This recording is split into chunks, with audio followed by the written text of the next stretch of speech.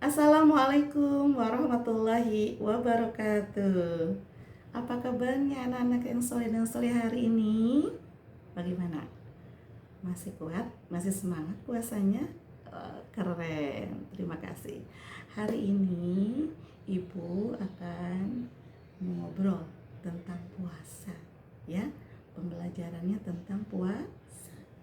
Anak-anakku sekalian, kita ibaratkan puasa itu sedang membangun sebuah benteng yang sangat besar dan sangat indah. Di dalam benteng itu banyak sekali pahala, kemudian juga kasih sayang dari Allah, dan banyak juga kesabaran. Nah, tapi anak-anakku sekalian, benteng ini bisa retak loh, dan juga bisa roboh kalau kita tidak hati-hati. Untuk itu bagaimana nih caranya supaya kita pada puasa Ramadan ini benteng yang sudah kita buat, pertahankan dari imsak sampai maghrib tidak kena serangan-serangan tuh sampai roboh dan hancur. Nah, ada beberapa hal serangan-serangan yang harus kita hindari supaya benteng kita kuat, kokoh terus sampai maghrib, bahkan sampai berakhirnya bulan Ramadan ini. Nah, menurut kitab Sapina ada beberapa hal yang harus kita hindari atau yang membatalkan ketika kita puasa. Yang pertama adalah memasukkan sesuatu ke lubang tubuh dengan sengaja. Nah, ini paling sering kita dengar ya, segala sesuatu seperti ada makanan, minuman ataupun benda yang masuk ke dalam tubuh kita melalui mulut, melalui hidung ataupun telinga dengan sengaja, maka puasanya berarti batal. Terkecuali kalau misalnya ketika anak-anak di rumah, mama sedang masak, sudah disajikan di meja untuk persiapan buka bersama nanti, tiba-tiba tergiur nih, tanpa rasa sadar kita memakannya. Sudah beberapa suapan ternyata kita baru sadar, astagfirullahaladzim, saya sedang puasa. Maka dalam hal ini anak-anak boleh melanjutkan puasa dan puasanya sah dengan cara membersihkan mulut dari makanan yang ada, lalu kita lanjutkan puasanya, ya, karena kita sedang tidak ingat atau lupa. Yang kedua yang harus kita hindari supaya kita tidak batal yaitu muntah dengan disengaja.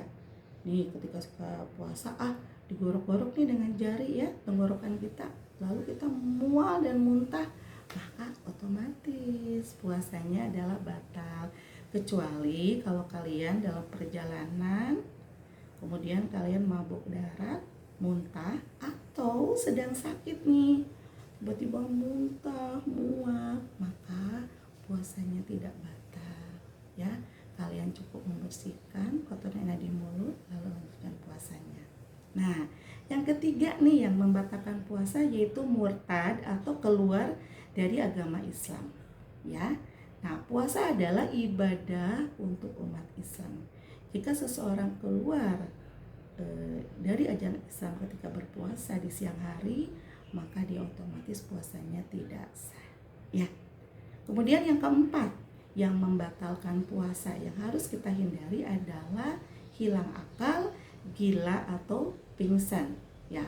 Kalau seseorang tiba-tiba hilang kesadaran atau akalnya saat kita berpuasa, maka puasanya adalah batal. Ya. Nah, yang kelima adalah haid dan nifas. Jadi ini khusus untuk perempuan. Jika seorang kakak atau seorang ibu sedang datang bulan atau sedang nifas, maka mereka tidak boleh berpuasa dan harus menggantinya di hari lain atau mengkodoknya. Nah, anak-anakku, itulah hal-hal yang harus kita hindari dari serangan-serangan yang akan membuat roboh puasa kita, ya. Nah, kemudian, tapi ingat anak-anakku sekalian, puasa itu bukan hanya belajar menahan lapar dan haus, tapi juga belajar soal kejujuran, ya. Ingat, walaupun misalnya kita makan dan minum sembunyi, tidak diketahui oleh orang tua ataupun dan semua anggota keluarga di rumah, tapi ingat, Allah itu sangat mengetahui. Allah Maha mengetahui. Jadi kalau sekarang kiranya kita lapar, haus, ataupun sedang marah sekali, ingat bahwa kita sedang membuat benteng puasa yang kokoh untuk Allah. Jadi ingat, hari ini puasa, ya, gitu ya. Nah, anak-anak, demikianlah pembelajaran kita hari ini. Tapi sebelumnya Ibu punya tepuk puasa nih. Nanti kalian boleh ikutin Ibu guru ya. Oke? Siap ya? Yuk. 1, 2, 3. Tepuk puasa. Tidak makan, tidak minum, tidak batal. Jaga hati, jaga mulut, jaga mata. Quran terus dibaca sambil menunggu buka. Tarawih, bangun sahur, jangan lupa puasa. Oke, demikianlah pembelajaran kita hari ini. Terima